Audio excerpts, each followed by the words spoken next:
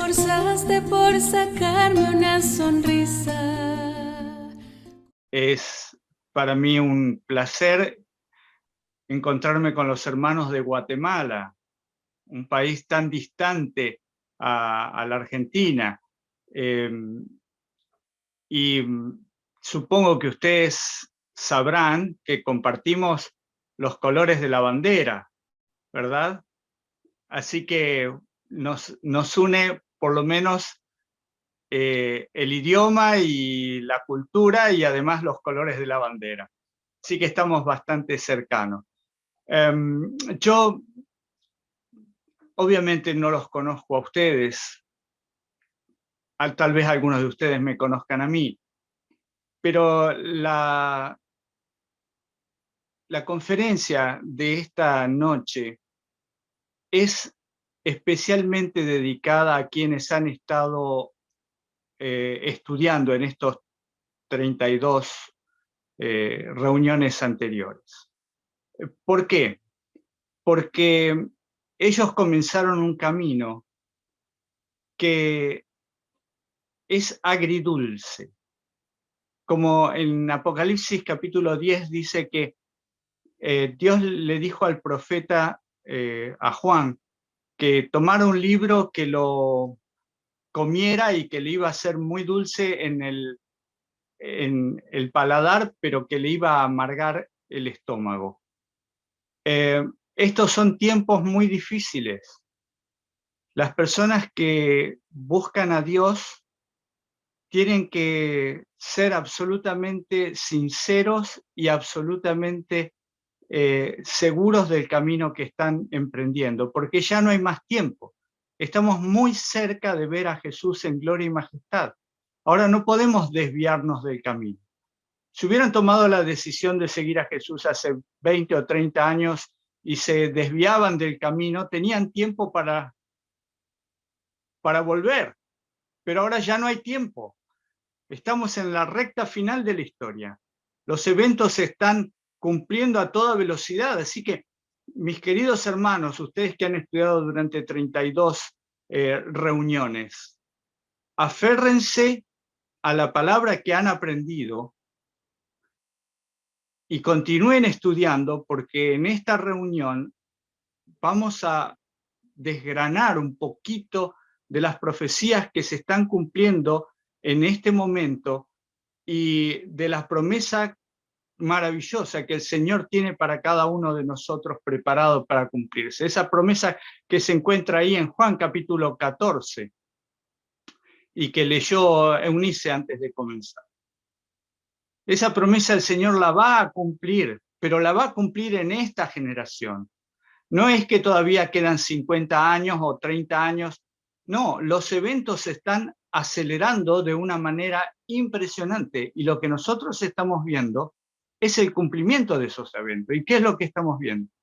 Estamos viendo, por un lado, la destrucción del planeta Tierra a través de desastres ecológicos, como son las explosiones de volcanes, huracanes, incendios, inundaciones, terremotos, caída de granizo de tamaños impresionantes.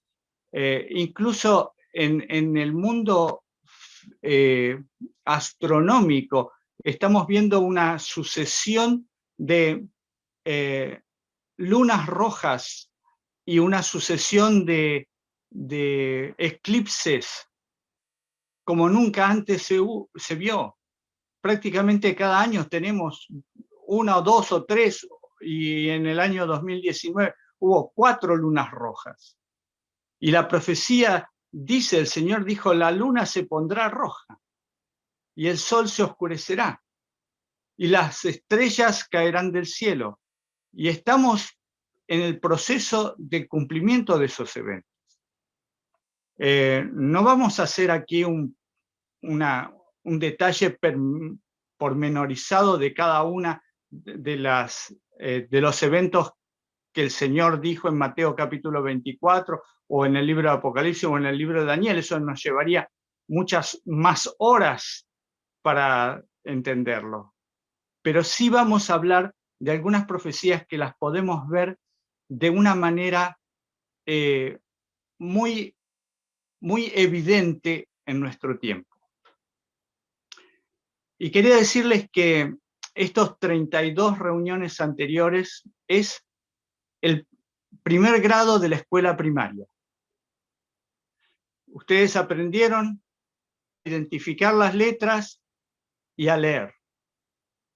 A partir de ahora tienen que empezar a comer alimento cada vez más sólido. Pero ese alimento les va a ser muy dulce en el paladar, pero les va a traer dificultades, porque hay un enemigo que quiere impedir que ustedes conozcan al verdadero Dios. No solamente que lo conozcan, que lo amen, porque conocer a Dios es amarlo. El Dios de la Biblia no es el Dios que muchas veces nos ha contado la religión popular.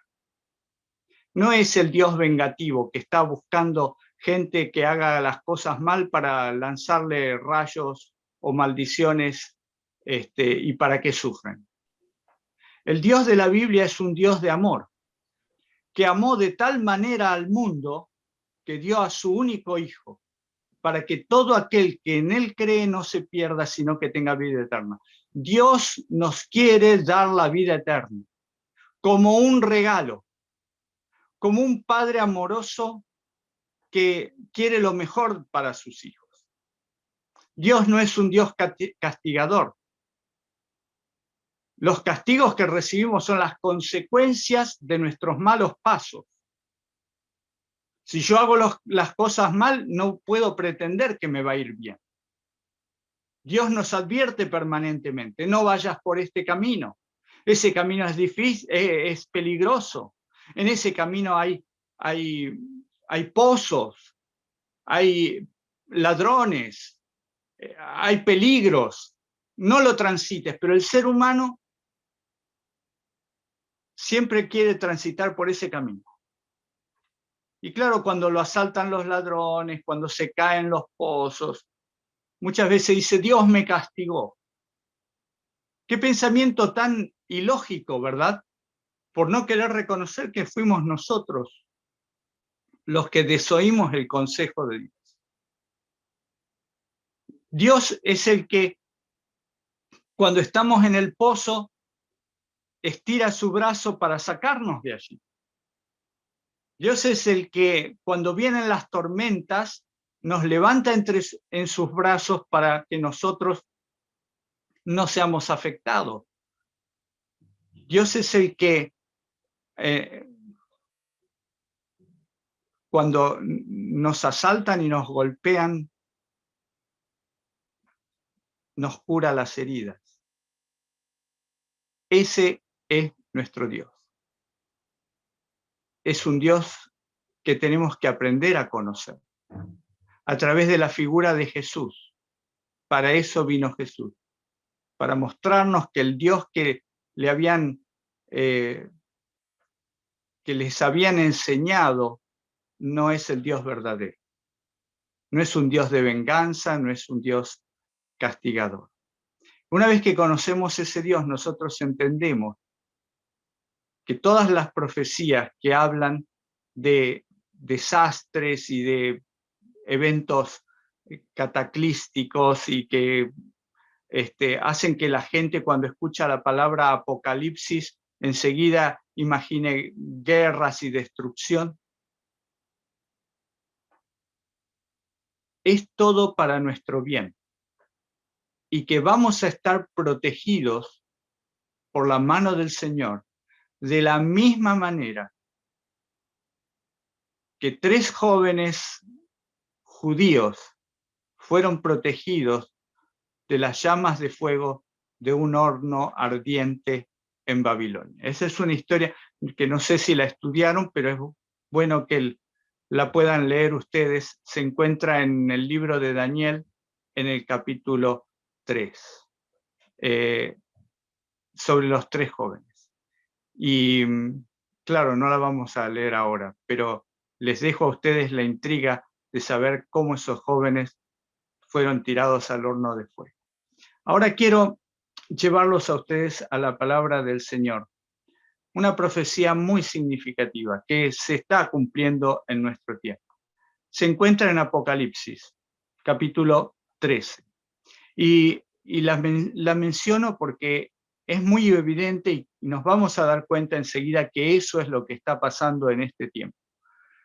Yo voy a describirles a ustedes quiénes son los protagonistas de esta profecía, para que ustedes lo vean reflejados en el día de hoy.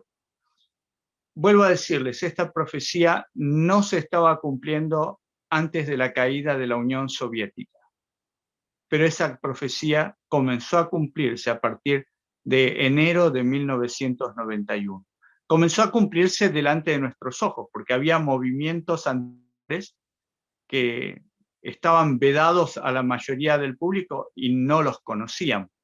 Lo que vimos evidente fue la caída del muro de Berlín, primero en noviembre de 1989, y luego la caída de la Unión Soviética en enero del año 91, posibilitando que los Estados Unidos se transformaran en la única superpotencia del mundo. Vamos entonces a leer Apocalipsis capítulo 13. Daniel está viendo, el profeta Juan está viendo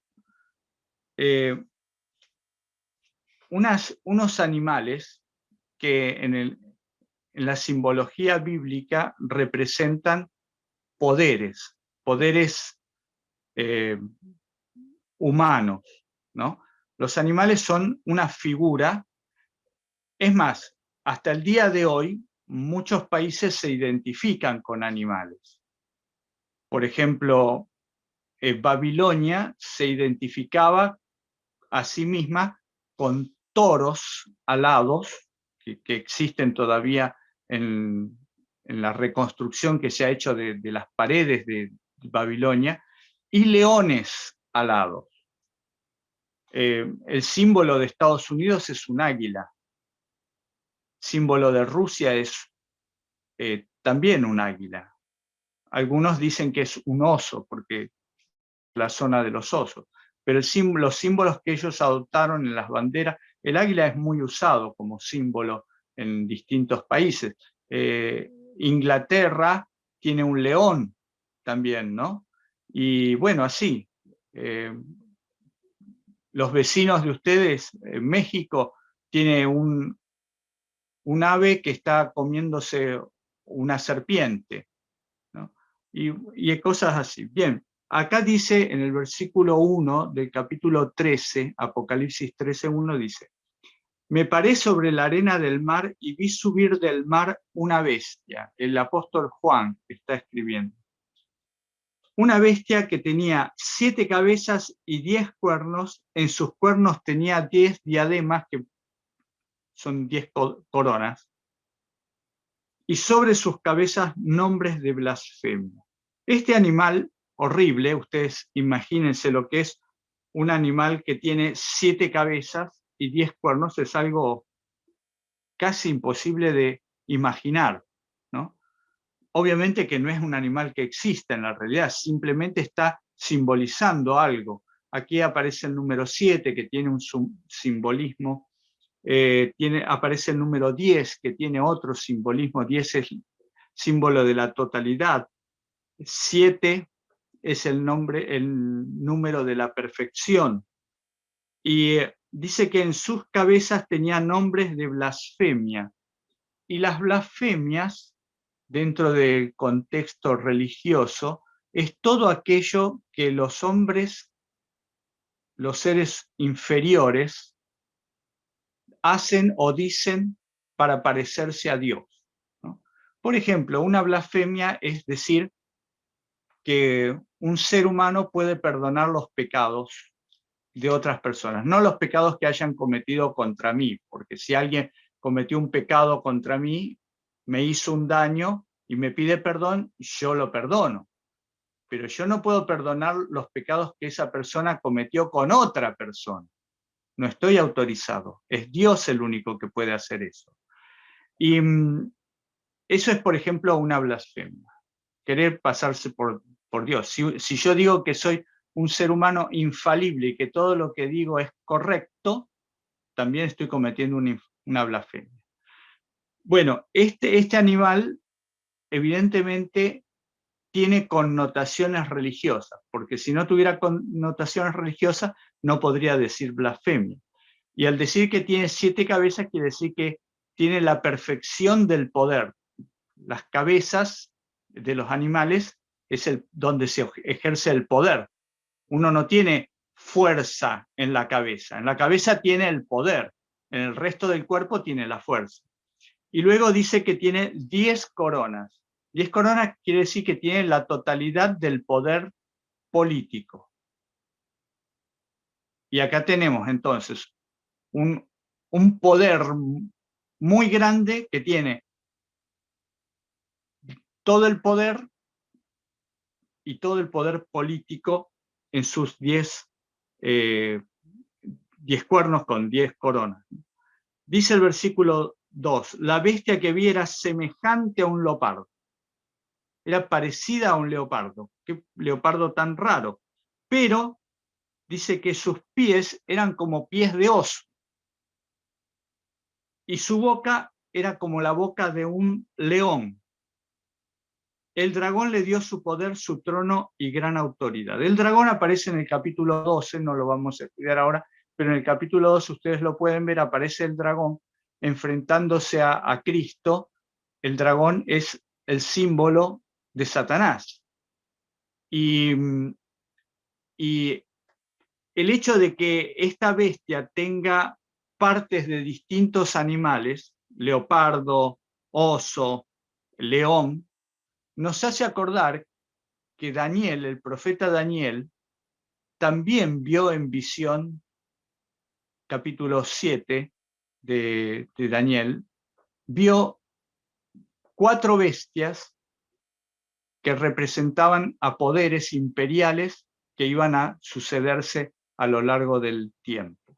Así que esta bestia, para identificarla, es el resumen de las 4 bestias o 4 imperios anteriores. Dice que, versículo 3, vi una de sus cabezas como herida de muerte, pero su herida mortal fue sanada.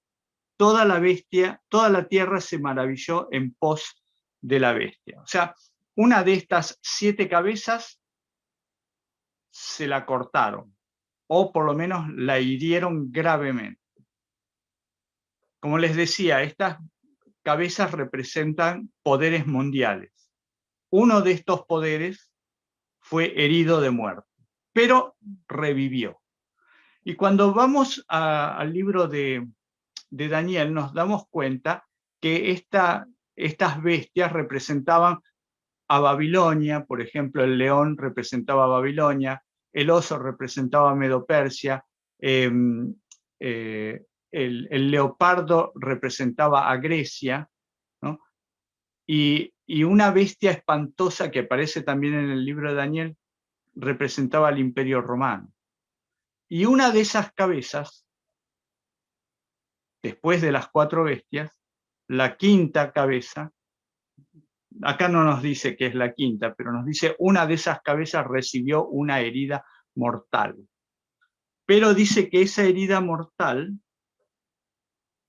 fue curada, o sea que no murió por esa herida mortal.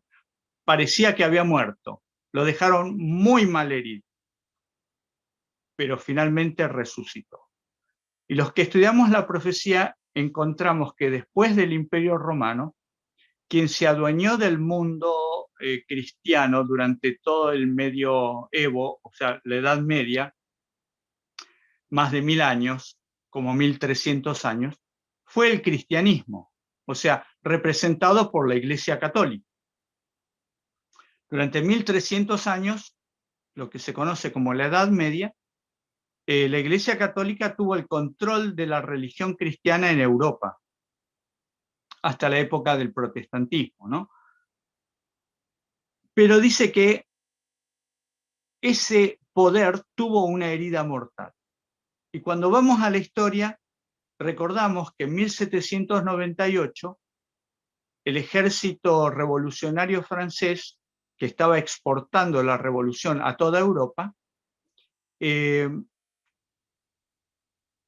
llegó a Roma y tomó prisionero al Papa, Pío VI.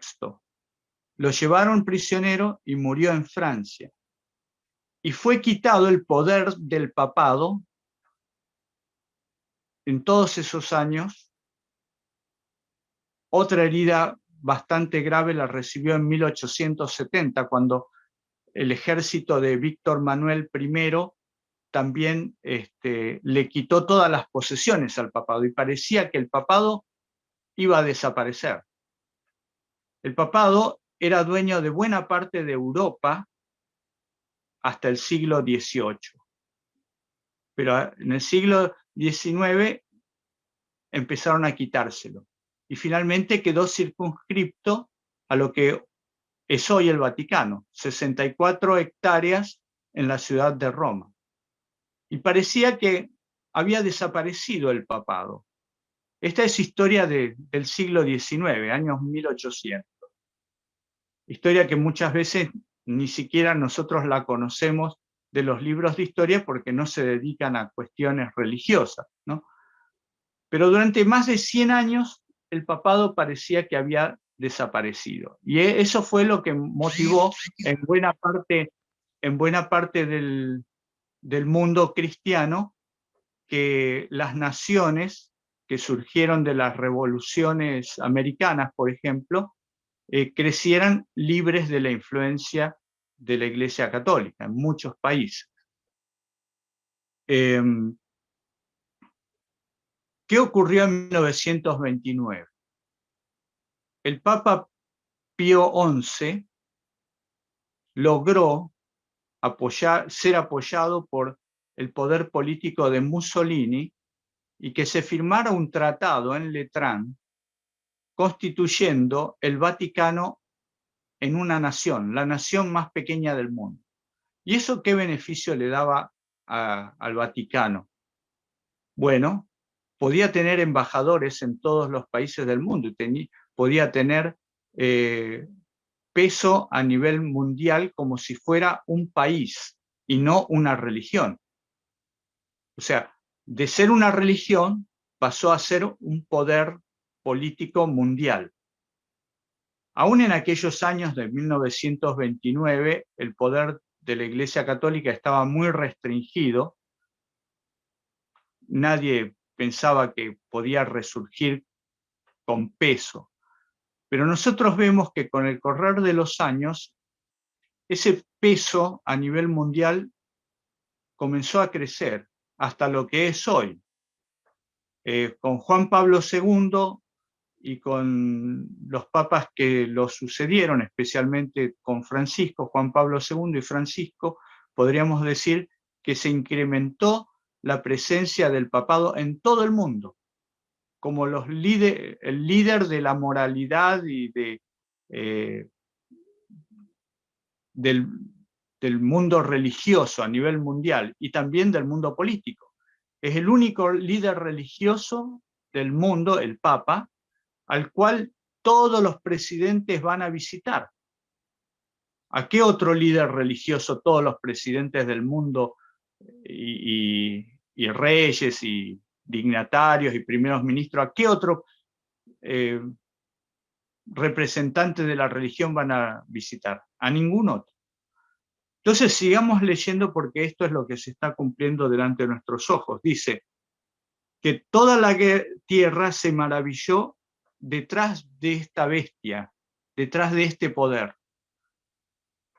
Y adoraron al dragón que había dado autoridad a la bestia y adoraron a la bestia diciendo, ¿quién como la bestia y quién podrá luchar contra ella? La gente se asombró, se asombra hoy día del poder que tiene el Vaticano, que parece que nada le afecta, por más escándalos que se destapen, parecería que el Vaticano siempre, el papado, siempre sale limpio. Lo que estamos viendo es la resurrección de esta bestia. Entonces ahora voy un poquito hacia la política. Estados Unidos siempre fue conocido como una nación protestante y nunca tuvo tratos con el Vaticano. Nunca, hasta 1982. ¿Qué ocurrió en 1982? Bueno, en realidad fue en 1981, pero ahora van a ver por qué refiero a 1982. 1981, el presidente Ronald Reagan recibió un disparo y quedó herido. Muchos creían que iba a morir. Ese mismo año, el Papa Juan Pablo II recibió un disparo y también creían que iba a morir, pero ninguno de los dos murió. Los dos resucitaron. Y cuando estaban bien, cuando ya estuvieron bien, que se recuperaron de sus heridas, tuvieron un encuentro. Ronald Reagan fue a Italia y se encontró con Juan Pablo II. Compartieron la experiencia de haber sufrido un atentado los dos, y convinieron en que tenían un objetivo en común y tenían un destino en común. Y probablemente era así. Se pusieron de acuerdo de que el enemigo que tenían en común también era la Unión Soviética, el mundo comunista, y que había que derrocarlo. Entonces, sin que nadie lo supiera, porque estos eran tratados secretos que recién salieron a la luz a mediados de la década del 90, imagínense ustedes, más de 10 años ocultándose, se pusieron de acuerdo en apoyarse mutuamente para penetrar la cortina de hierro de la Unión Soviética e ir destruyéndolo desde adentro. Con una estrategia muy bien organizada, lo lograron en menos de 10 años. Desde el 82 hasta el 89. En el 89, recuerdan ustedes, bueno, no sé si lo recuerdan, pero forma parte de la historia, se fundó un sindicato en Polonia. Polonia era la patria de Juan Pablo II, y ahí con ese sindicato como una especie de cuña, fueron derribando la Unión Soviética. Lech Walesa era el líder del sindicato, un ultracatólico que recibió órdenes del Papa para hacer todo lo que hicieron, y empezaron a caer cada uno de los países que conformaban la Unión Soviética. Polonia, Hungría, Bulgaria, etcétera, la República Checa, etcétera. Así empezaron a caer de a uno hasta que finalmente cayó Alemania comunista, cayó el muro de Berlín, y un año después cayó la Unión Soviética. Lo logró Estados Unidos y lo logró el Vaticano. Tomados de la mano, trabajaron juntos. Dos poderes muy grandes que se complotaron para quedar como referencial. Estados Unidos no era hasta en ese momento la única superpotencia, porque estaba la Unión Soviética del otro lado, y la profecía esta dice que solamente iba a quedar uno de ellos dos. Vamos a seguir leyendo. Versículo 5. También se le dio boca que hablaba arrogancias y blasfemias, y se le dio autoridad para actuar por 42 meses, y abrió su boca para blasfemar contra Dios, para blasfemar de su nombre, de su tabernáculo y de los que habitan en el cielo. Se le permitió hacer guerra contra los santos y vencerlos. También se le dio autoridad sobre toda tribu, pueblo, lengua y nación. La adoraron todos los habitantes de la tierra, cuyos nombres no estaban escritos desde el principio del mundo en el libro de la vida del Cordero que fue inmolado. Si alguno tiene oído, oiga. Si alguno lleva a cautividad irá. Y si alguno mata a espada, espada será muerto. Aquí está la perseverancia y la fe de los santos. Esta bestia todavía no ha terminado la tarea, porque esta parte de la profecía todavía no se cumplió. Está en proceso de cumplirse, en el cual el papado va a lograr esto que dice aquí, que todos los habitantes de la tierra la adoren, y va a lograr la autoridad sobre toda tribu, pueblo, lengua y nación. Y acá quiero hacer un pequeño paréntesis y contarle algo que es la intención del Vaticano y que se está llevando a cabo en este momento. Tal vez ustedes hayan oído alguna vez hablar de la Agenda 2030, o sea, 2030, que se está llevando a cabo y que tiene dentro de esa agenda un componente importante que es la ecología, o cómo mantener al planeta. Porque el planeta, supuestamente, de acuerdo a lo que dicen los científicos, los ecólogos, se está destruyendo. Y el Papa emitió en el año 2019 una encíclica que se llama Laudato Si. Laudato Si quiere decir alabado sea, en la cual explica que Dios creó el planeta en 6 días y en el 7º día descansó, y que le dio al hombre, a Adán, la orden para que el planeta sea restaurado y sea, restaurado no, perdón, que sea administrado por Adán para hacerlo producir, pero también conservarlo y, y trabajarlo.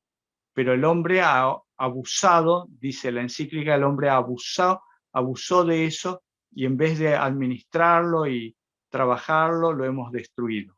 Le hemos sacado todos los recursos sin reponerlos y estamos llevando al mundo a la ruina. Y de la misma manera que Dios dio el 7º día como reposo, y lo dice así, el 7º día sábado como reposo, dice que lo dio en la antigüedad, hoy día se propone que sea otro día del reposo para la tierra y que sea el domingo. Lo dice así específicamente en 2 partes de esta encíclica.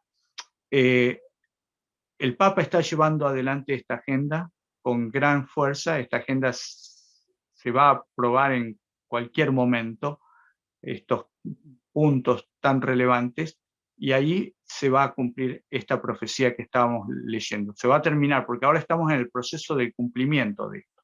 Vamos a seguir un poquito más para que ustedes lo vean con más claridad, porque el otro integrante de esta dupla que les hablé, Estados Unidos y el Vaticano, ahora entra en la profecía. En el versículo 11, Apocalipsis 13:11 dice: después vi otra bestia que subía de la tierra. Tenía 2 cuernos semejantes a los de un cordero, pero hablaba como un dragón. No dice que era un cordero. No dice que era un cordero. Dice que esta bestia tenía 2 cuernos semejantes a los de un cordero, que son cuernos pequeños, los de un cordero, no son cuernos grandes como toros o algo así, ¿no? Algunos dicen lo que el profeta Juan vio era un búfalo. No sé si alguna vez vieron una fotografía o vieron personalmente algún búfalo que tiene parte del cuerpo como una especie de lana, similar a la que tienen los corderos. Pero no importa, lo que haya visto Juan es que era un animal que parecía mansito, pero en un determinado momento empezó a hablar, y cuando habló no era un cordero, era un dragón. Su voz era como la de un dragón. Dice el versículo 12, ejerce toda la autoridad de la primera bestia en presencia de ella, y hace que la tierra y sus habitantes adoren a la primera bestia cuya herida mortal fue sanada. Y esto lo hemos visto en lo que les mencioné recién. Estados Unidos levantó el poder del papado a través de la presidencia de Reagan, y después de Reagan, todos los presidentes de Estados Unidos, cosa que no había ocurrido nunca en la historia, fueron a rendir reverencia a Juan Pablo II, al papado. De tal manera que cuando Juan Pablo II falleció, en el sepelio hubo 3 presidentes de Estados Unidos allí arrodillados frente a su féretro. Esta es una foto que se hizo muy famosa. Allí estaba Bill Clinton, estaba George Bush padre, Ronald Reagan ya había fallecido antes que Juan Pablo II, y estaba George Bush hijo. 3 presidentes de Estados Unidos arrodillados frente al féretro de Juan Pablo II. 3 presidentes protestantes. Esto es muy inusual. Eso nunca, jamás había ocurrido con anterioridad. Y dice que este poder hace grandes señales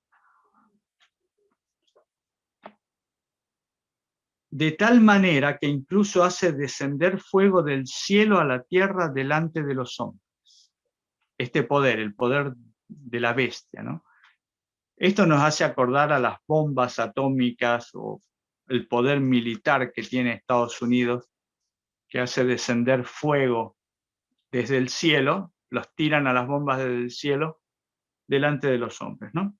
Versículo 14. Engaña a los habitantes de la tierra con las señales que se le ha permitido hacer en presencia de la bestia, diciendo a los habitantes de la tierra que le hagan una imagen a la bestia que fue herida de espada y revivió. Se le permitió infundir aliento a la imagen de la bestia para que la imagen hablara e hiciera matar a todo el que no la adora. Estamos en el proceso de esto. Yo quiero llamarles la atención sobre algo que ocurrió en el 2015. Fíjense ustedes qué cerca que estamos de todos estos eventos. Juan Pablo II, y desde allí para acá todos los papas que siguieron, Benedicto XVI y Francisco, fueron recibidos en la Casa Blanca. Eso nunca había ocurrido en la historia de Estados Unidos. Estados Unidos nunca quería tener nada que ver con el papado, pero a través de la alianza que hizo Reagan con Juan Pablo II, las cosas comenzaron a cambiar. Recibir al Papa en la Casa Blanca es un acto político del poder ejecutivo de Estados Unidos. El poder ejecutivo de Estados Unidos es el presidente. Pero el Congreso de los Estados Unidos representa al pueblo de la nación. En todos los países es así, ¿no? El Congreso, los diputados, los senadores, representan al pueblo. El presidente es la administración, el poder ejecutivo. El poder legislativo, el que hace las leyes y que representa a los estados y a los habitantes de la nación, era el Congreso. Todos los papas anteriores, de Juan Pablo II, todas las veces que fue a Estados Unidos, Benedicto XVI y Francisco, habían sido recibidos por los presidentes en la Casa Blanca, pero nunca en el Congreso. Hasta septiembre del año 2015, cuando Francisco fue a Estados Unidos y el Congreso de Estados Unidos le abrió las puertas y no solamente lo escucharon en un discurso, sino que todos lo aplaudieron de pie. Esto simboliza que Estados Unidos se inclinó frente al papado a través de sus representantes, ¿no? Cumpliendo también esta profecía. Dice que se le permitió infundir aliento a la imagen de la bestia para que la imagen hablara e hiciera matar a todo el que no la adorara. Eso todavía está en el futuro. Y hacía que a todos, pequeños y grandes, ricos y pobres, libres y esclavos, se les pusiera una marca en la mano derecha o en la frente, y que ninguno pudiera comprar ni vender, sino el que tuviera la marca, o el nombre de la bestia, o el número de su nombre. Versículo 18 dice, aquí hay sabiduría. El que tiene entendimiento cuente el número de la bestia, pues es número de hombre, y su número es 666. El 666 es un número simbólico, que quiere decir hay un ser humano que quiere elevarse a la categoría de Dios.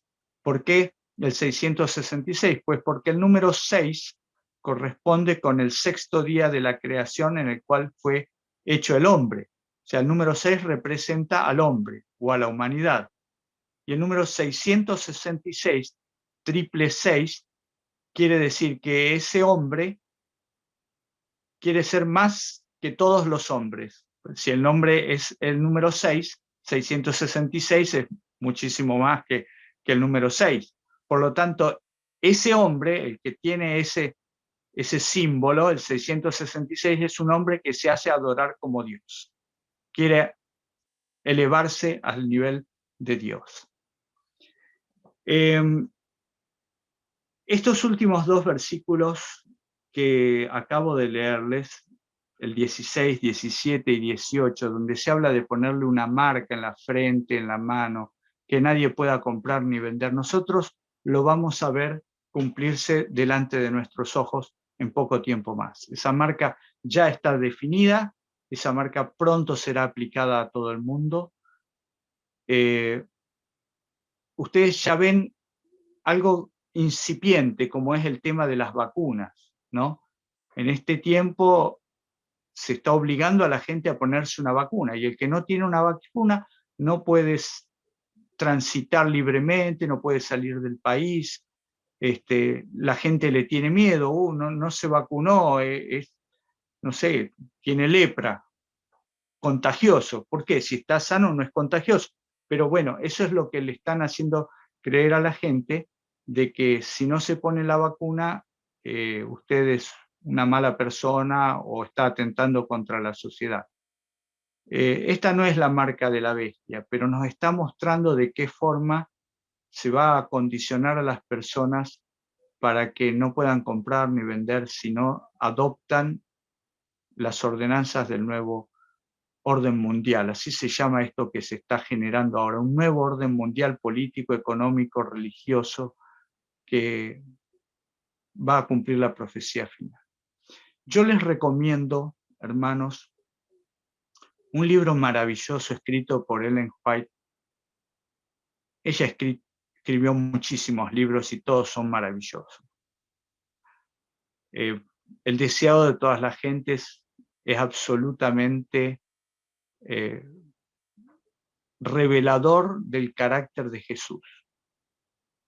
Creo que el deseado de todas las gentes y el conflicto de los siglos son los dos libros más hermosos que tiene Elena White. Pero bueno, como estamos hablando de profecía y del cumplimiento de las promesas del Señor, quiero que ustedes vean que realmente Dios habló a través de esta mujer profeta.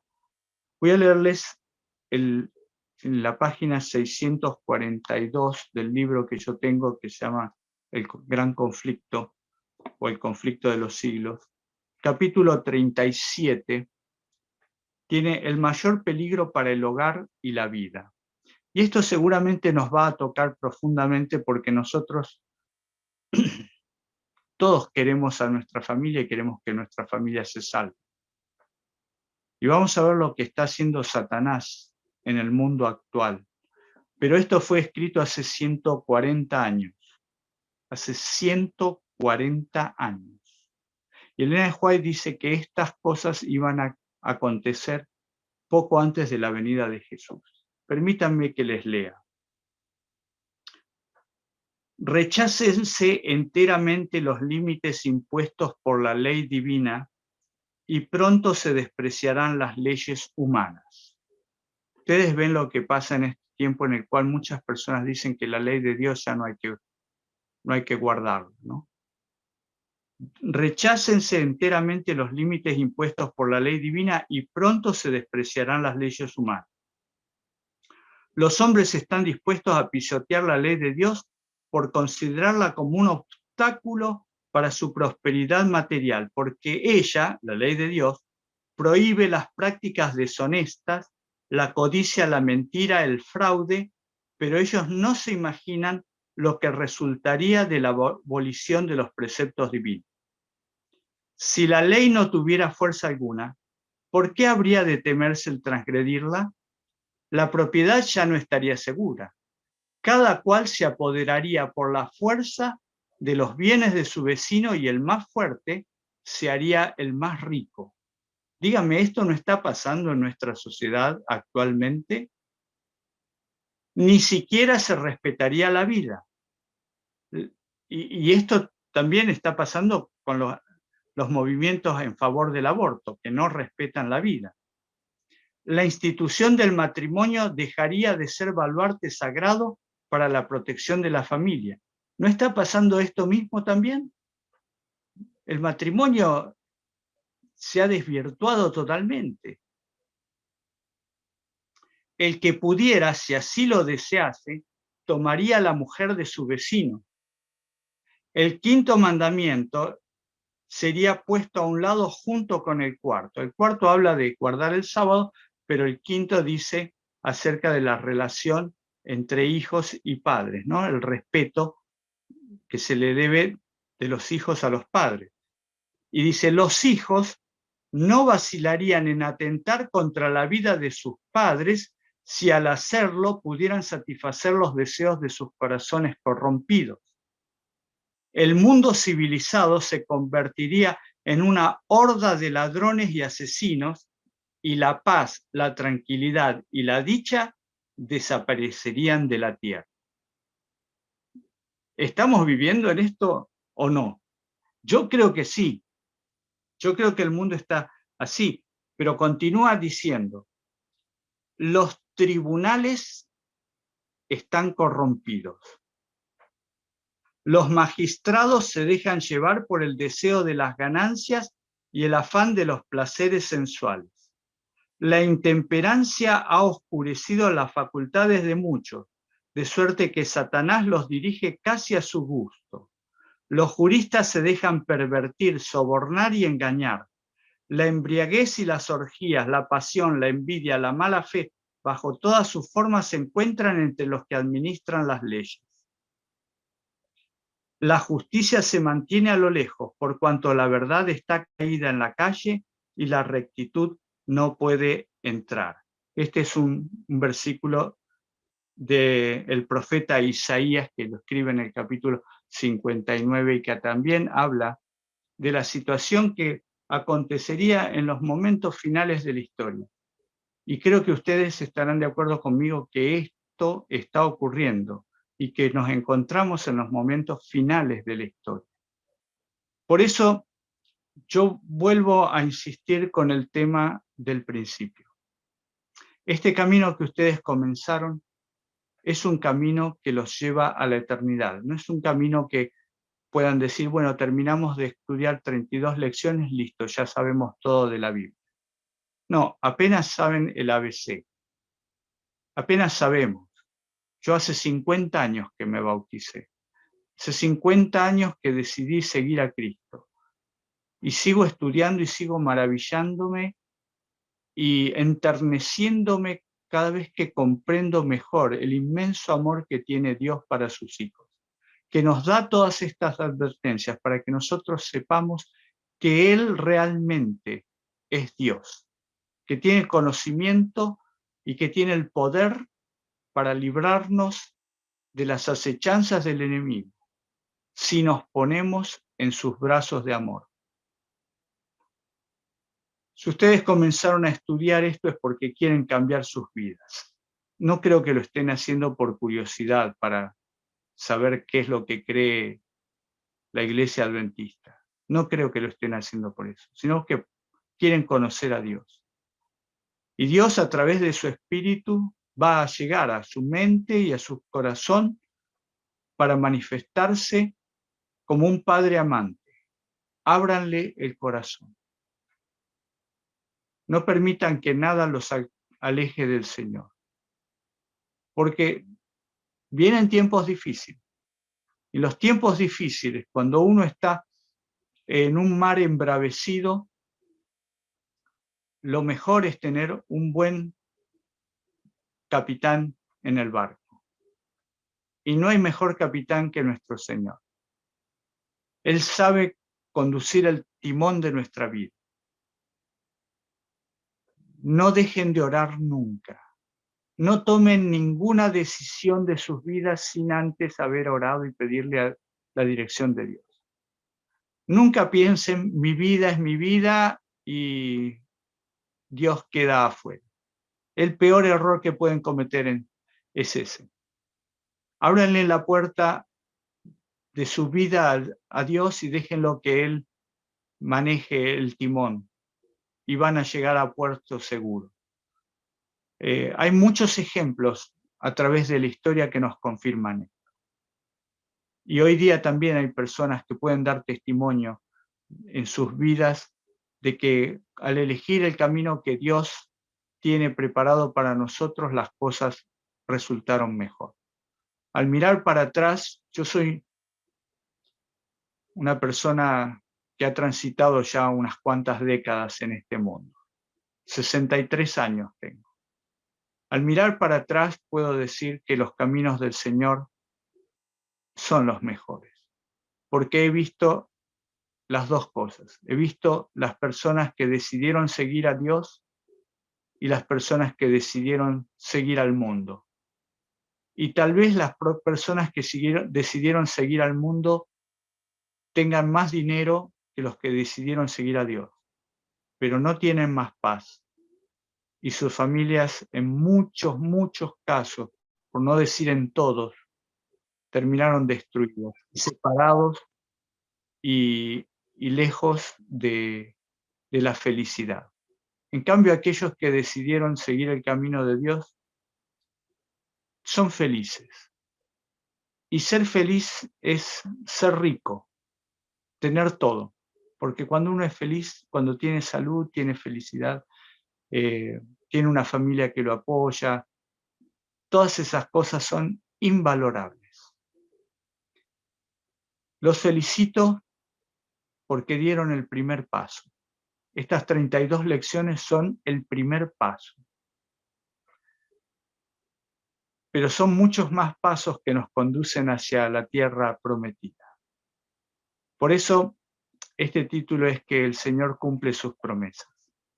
Todas las promesas que hizo desde la antigüedad a nuestros patriarcas y profetas, todas se cumplieron. La promesa que le hizo a Adán de que vendría un redentor se cumplió. La promesa que le hizo a Noé de que si construía un arca él podría salvarse con su familia se cumplió. La promesa que le hizo a Abraham de que bendeciría su descendencia se cumplió y pasaron 4000 años. La promesa que le hizo a Jesús, a sus discípulos, de que Él los acompañaría hasta el fin del mundo, se está cumpliendo delante de nosotros. La promesa que les hizo de que vendría otra vez, esta generación la va a ver cumplirse. Que Dios los bendiga. Que ustedes tomen la decisión hoy no dejen pasar el tiempo, hoy, de poner su vida en las manos de Jesús, en las manos del Señor. No hay mejor lugar en el mundo. Que Dios los bendiga y los guarde. Que haga resplandecer su rostro sobre cada uno de ustedes. Que el Señor les dé paz.